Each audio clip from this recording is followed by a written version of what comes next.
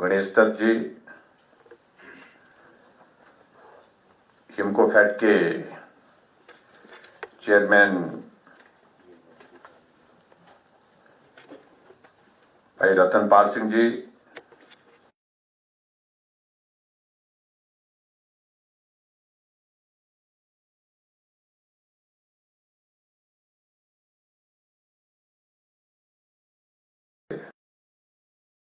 सुरेश भारतीय जी, घाट बैंक के चेयरमैन श्री पवन गुप्ता जी और हमारे बीच में यहाँ पर श्री हरिवल्लभ जी, रामगोपाल जी,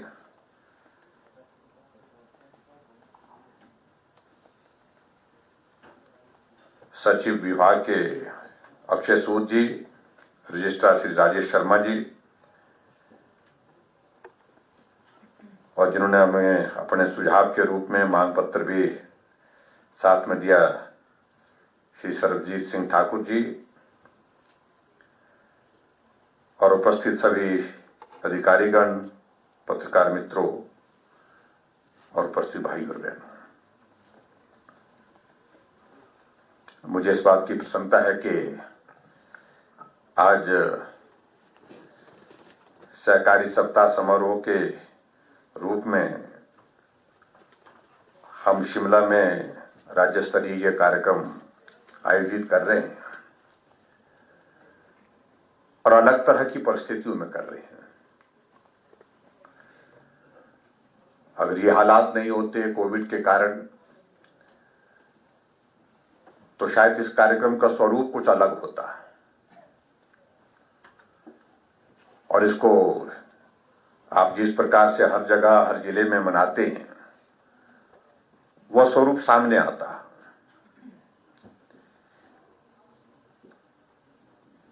मुझसे इस बात के लिए माननीय मंत्री जी ने आग्रह किया कि हम ये कार्यक्रम हॉलिडे होम में यहीं पर ही एक छोटे कार्यक्रम के रूप में मना रहे हैं, तो थोड़ा सा वक्त आपका इसमें जरूर चाहिए। और मैं आज शिमला में था, बैठकों का शेड्यूल जरूर बना था, लेकिन उसके बावजूद हमने उसमें कहा कि हम थोड़े वक्त के लिए जरूर आपके बीच में उपस्थित होकर के आप सबके सुझाव, आप सबके साथ मिलकर के हम आने वाले समय में हम किस प्रकार से इस कोऑपरेटिव सेक्टर को बेहतर कर सकते हैं, उसके लिए जो किया जा सकता है वो बातें करने के लिए, आपके सुझाव सुनने के लिए जरूर आएंगे। मुझे इस बात की भी प्रसन्नता है कि जिस तरह से सुरेश भारद्वाज जी ने कहा, हिमाचल जो कोऑपरेटिव सेक्टर में अगर काम की दृष्टि से अगर इसके जनक के रूप में कहा जा सकता है तो उसमें हिमाचल प्रदेश का अपना एक योगदान रहा है। ऊना जिले के पंजावर में सन 1892 में जब वो पहली सहकारी सभा का गठन हुआ था। हालांकि मैं कई बार इस बात को लेकर के बातचीत करता भी हूं और महसूस भी करता हूं कि हिमाचल प्रदेश की एक बहुत बड़ी कंट्रीब्यूशन उस दृष्टि से होने के बावजूद भी इस सेक्टर को जहां जिस रूप में हमको खड़ा करना चाहिए था उस रूप में हम नहीं कर पाए। आप कल्पना कर सकते हैं कि सहकारिता के क्षेत्र में सहकारी सभा की शुरुआत हिमाचल प्रदेश से होती है और उसके बाद जो है जहां हमको पहुंचना चाहिए था उस दृष्टि से हम वहां नहीं पहुंच पाए। ये आज के इस अवसर पर जब आप 67वां सहकारी सभा ये सप्ताह मना रहे हैं तो मुझे लगता कि हमारे लिए चिंतन का भी विषय है क्योंकि हमने बहुत सारे प्रदेशों को देखा जिनने कोऑपरेटिव सेक्टर में काम करते करते बहुत बेहतर किया है, बहुत बेहतर किया है। हम महाराष्ट्र का जिक्र कर सकते हैं, उसी तरह से हम कर्नाटक का जिक्र कर सकते हैं, उसी तरह से हम गुजरात का भी जिक्र कर सकते हैं। गुजरात ने भी कोऑपरेटिव सेक्टर में बहुत अच्छा काम किया है। मेरे को बहुत ज्यादा अध्ययन तो नहीं है, लेकिन मुझे मोटे तौर पर जो जानकारी के रूप में, तो उस दृष्टि से मैं समझता हूं कि इस सेक्टर में और ज्यादा काम करने की दृष्टि से बेहतर क्या किया जा सकता है, किस प्रकार से हम सारी चीजों को आगे सुझाव के रूप में और सुझाव के साथ साथ में उन सारी चीजों को व्यवहारिक रूप में ला करके काम के लिए एक वातावरण बना सके सहकारिता के माध्यम से, सहकारिता के लिए, तो वो मुझे लगता है आज की एक आवश्यकता है। और मैंने इस बात को भी देखा कि बहुत सारे सरकार में मंत्रालय जिन लोगों के पास रहे वो भी बहुत रुचि नहीं लिए, लेकिन मुझे इस बात की प्रसन्नता है कि सुरेश भारद्वाज जी का कोऑपरेटिव के साथ अपना एक कनेक्ट है, अपना पुराना एक संबंध है, और इसलिए इस सारे विभाग को जब हम मंत्रिमंडल में रिशफल का जो हमारा दौर चल रहा था, हमने कहा ये बहुत महत्वपूर्ण महकमा है जो आम जन तक जुड़ा हुआ है, जो जमीन तक जुड़ा हुआ है, हर गांव तक, हर घर तक जुड़ा हुआ है, जिसका कनेक्शन है। और जो इस विभाग को अच्छी तरह से समझता हो, अच्छी तरह से इसमें काम कर सकते हैं, नए इनिशिएटिव ले सकते हैं, उस दृष्टि से मैंने सुरेश भारद्वाज जी को कहा कि आपको ये महकमा हम देते हैं क्योंकि आपको अनुभव है और आप बेहतर करने के लिए कोऑपरेटिव सेक्टर में काम कर सकते हैं, उस दृष्टि से। और मुझे इस बात की प्रसन्नता है कि इन्होंने कुछ नए इनिशिएटिव की शुरुआत की है, और मैं उम्मीद करता हूं कि आने वाले समय में वो इनिशिएटिव्स कोऑपरेटिव सेक्टर को हिमाचल प्रदेश में भी रिवाइव करने के लिए, उनको बेहतर करने के लिए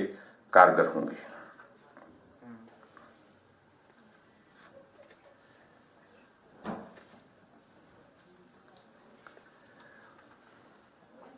सहकारिता का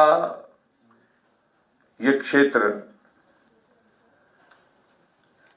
जिस प्रकार से मुझसे पहले बताया भी गया, ये सामाजिक, आर्थिक और सांस्कृतिक आवश्यकता को पूरा करने के लिए स्वेच्छा से आपस में मिलकर के काम करने का एक माध्यम है।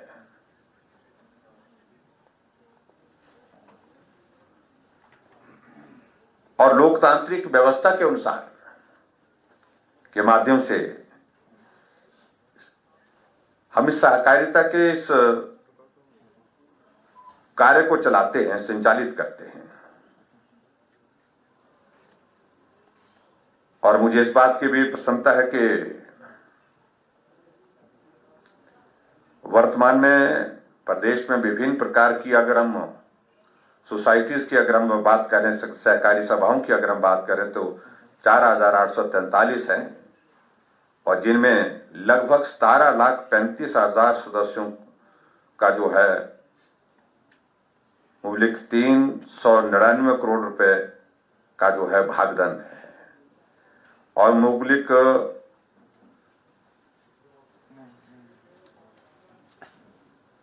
399 करोड़ रुपए, जो मुझे लगता है कि हिमाचल जैसे छोटे प्रदेश के लिए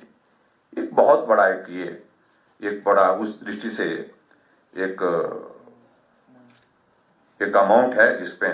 हम सब लोग काम कर रहे हैं। और उसी तरह से मुझे इस बात की भी प्रसन्नता है कि जहां हिमाचल प्रदेश में सहकारी सभाएं ग्रामीण क्षेत्र में सामाजिक व आर्थिक उत्थान के लक्ष्य को साधने के अतिरिक्त सहकारी क्षेत्र के अंतर्गत संचालित 3,159 परचून डिपुओं के माध्यम से सरकार द्वारा प्रायोजित योजनाओं जैसे सार्वजनिक वितरण प्रणाली, खाद्य एवं कृषि उपकरण के वितरण में अपनी सहभागिता जो है वो बहुत बेहतर ढंग से ईमानदारी के साथ निभाई है। अब इन सारी चीजों को लेकर के अगर हम आगे बढ़कर के अगर बात कहें, किसानों की बात कहें, बागवानों की बात कहें और अन्य व्यवसायों से जुड़े हुए व्यक्तियों की अगर हम बात कहें,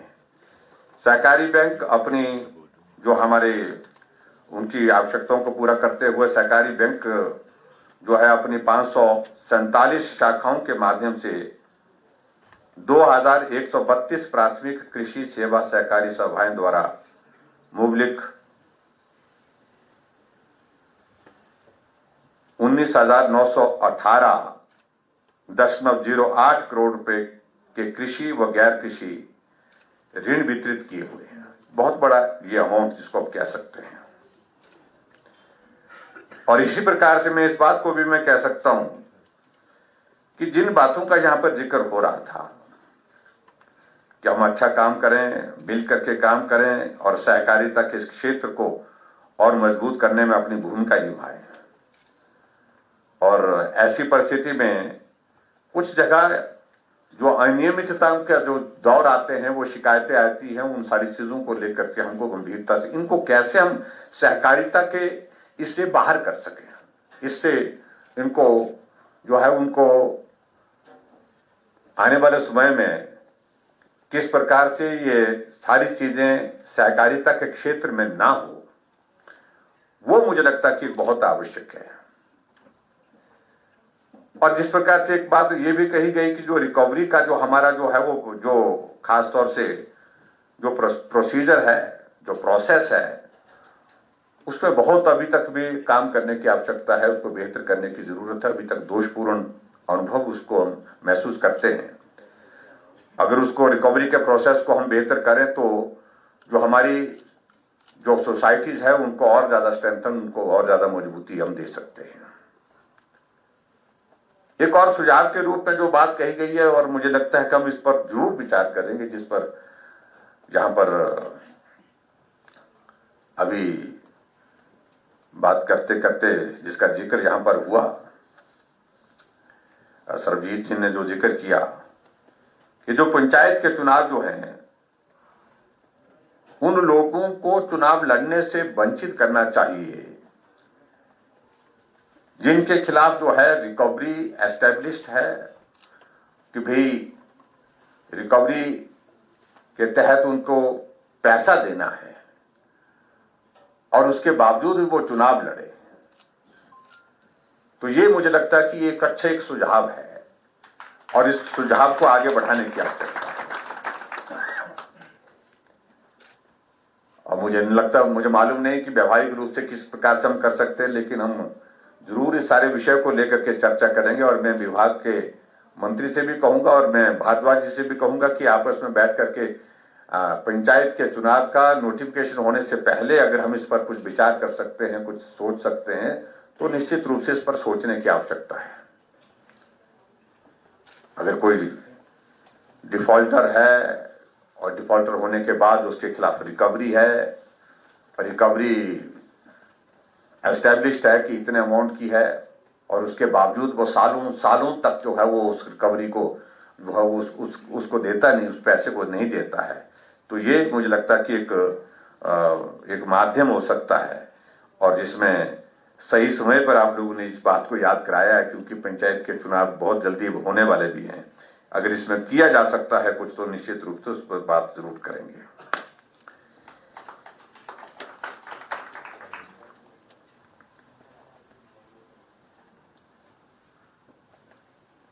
और वैसे तो मैं देखता हूं कि समय समय पर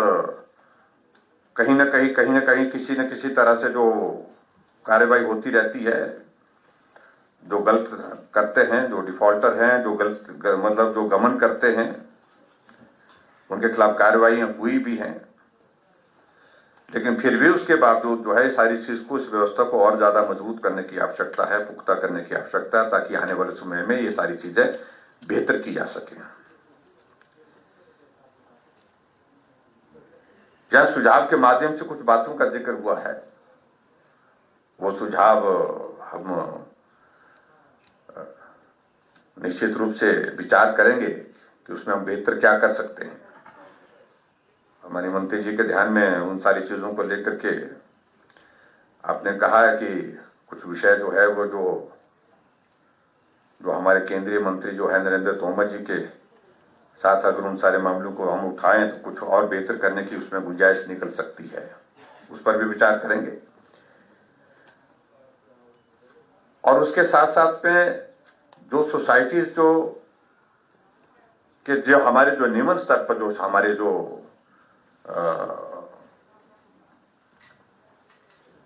लोग काम करने वाले हैं,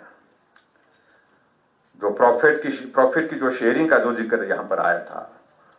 उसमें किस प्रकार से उन तक वो लाभ पहुंचे, उन तक लाभ पहुंचने के लिए सुनिश्चित किया जाए,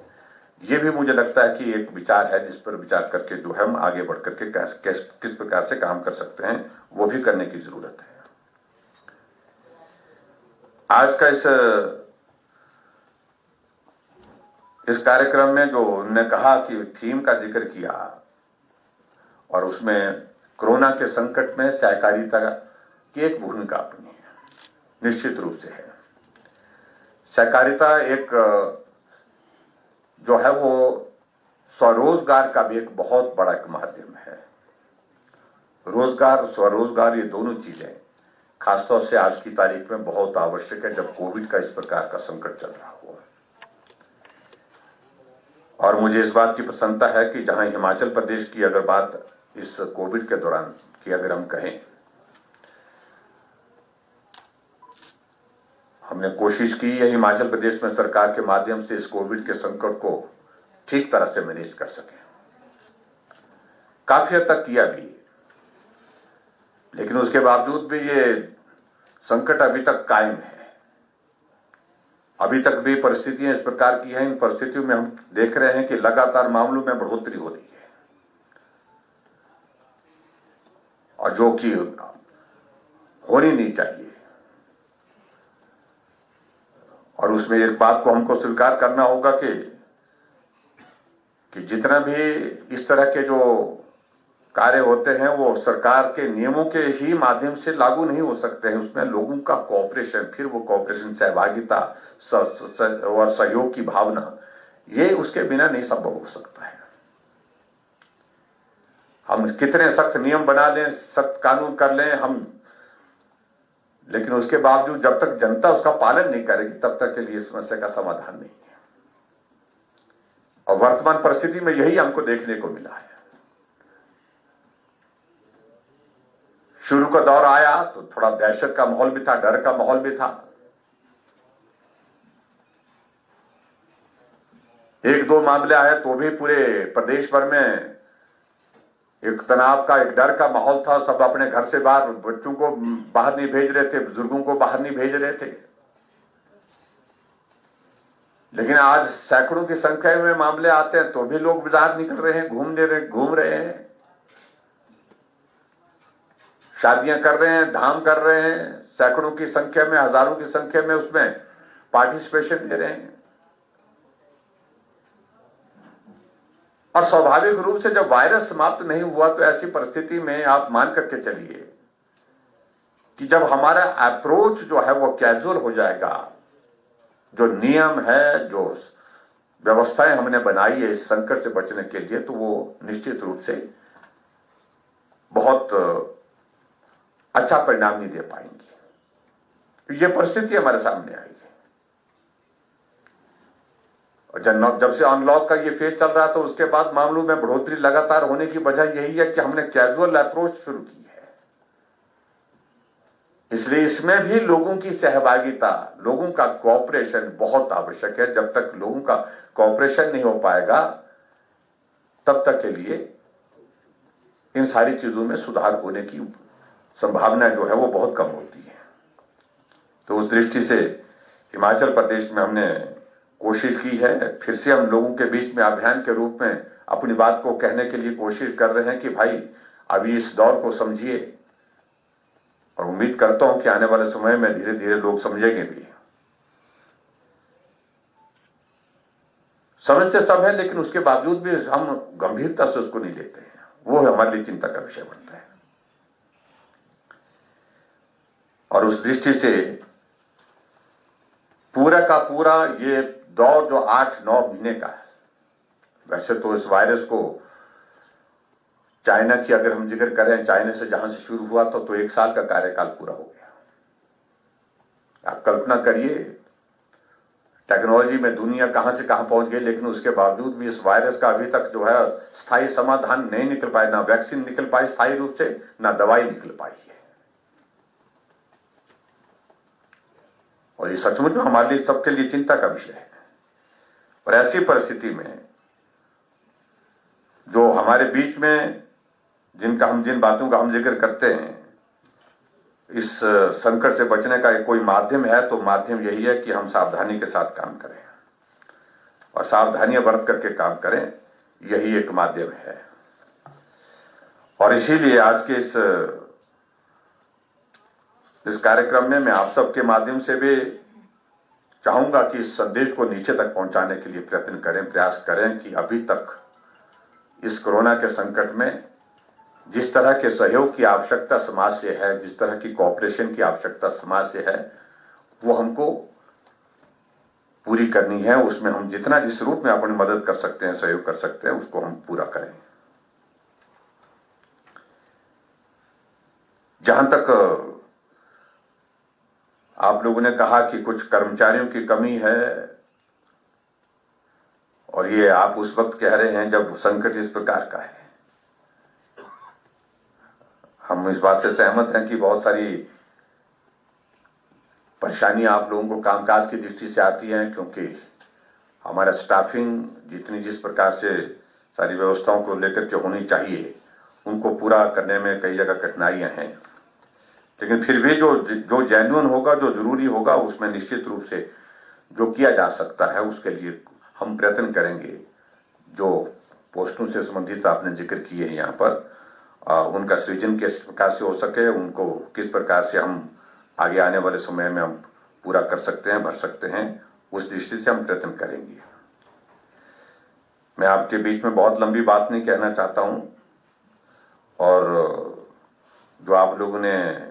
जिक्र किया है, जो संविधान की हमारी 97वें संशोधन के अनुरूप सहकारी सभाओं को अधिक स्वायत्तता और स्वावलंबी संगठन का स्वरूप प्रदान करने हेतु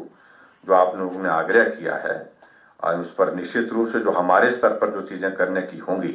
मैं चाहूंगा कि मंत्री जी सारी चीज को वर्कआउट करें, और वर्कआउट करके क्या किया जा सकता है उसमें बेहतर करने के लिए, उन सारी चीजों के लिए जो सरकार के स्तर पर करने की चीजें होंगी उसमें निश्चित रूप से हम आगे बढ़ने का प्रयत्न करेंगे। और मैं ये भी कहना चाहता हूं कि जो आप लोगों ने इस बात का भी यहाँ पर जिक्र किया कि जो इन संशोधनों के माध्यम से सरकार का हस्तक्षेप सरकारी सभाओं के प्रबंधन में कम होगा, और मुझे नहीं मालूम कितना हस्तक्षेप होता होगा, लेकिन ये हस्तक्षेप कम हो ताकि सहकारी सभाएं स्वतंत्र होकर के एक लोकतांत्रिक व्यवस्था के अनुसार जो है मजबूती के साथ जो है बेहतर ढंग से काम कर सके। इस चीज की आवश्यकता जो अनुभव आप लोग कर रहे हैं, महसूस कर रहे हैं, इसमें जो भी सहयोग सरकार की ओर से जो दिया जा सकता है उसमें निश्चित रूप से हम देंगे, ये मैं आपके बीच में कहना चाहता हूं। और अंत में एक बार फिर से मैं आप सबको आज के विशेष इस कार्यक्रम के लिए बहुत बहुत बधाई देता हूं, और हमारा जो भारतीय सहकारी सप्ताह समारोह जो हमारा चल रहा है 1 सप्ताह का, तो उसके लिए भी मैं आप सबको बहुत बहुत बधाई देता हूं। और इस अवसर पर मैं आप सबसे जरूर आग्रह करना चाहूंगा कि सच्ची निष्ठा और उत्साह के साथ सहकारी आंदोलन में अपना योगदान दें, ताकि हिमाचल प्रदेश सहकारिता के क्षेत्र में अपनी पहचान और मजबूत कर सके और पहचान बना सके। उस दृष्टि से आप सबके सहयोग की आवश्यकता है। यही मुझे आपके इस कार्यक्रम में आपके बीच में कहना है, और मैं उम्मीद करता हूं कि आने वाले समय में जिस चीज की हमने कमी अनुभव की, महसूस की है, कि विशेष तौर से जिस चीज के लिए हिमाचल प्रदेश जनक रहा हो, जहां से शुरुआत हुई थी सहकारी सभा की शुरुआत हुई थी, तो उस प्रदेश में इस कोऑपरेटिव सेक्टर में हम सब मिलकर के किस प्रकार से बेहतर कर सकें, काम कर सकें, और इस क्षेत्र को और मजबूत कर सकें, उस दृष्टि से मैं आपके बीच में जो आप सबका सहयोग जिस रूप में हो सकता है उसकी अपेक्षा करता हूं। इतनी ही बात कहते हुए आप सबका बहुत बहुत धन्यवाद। नमस्कार, जय हिंद।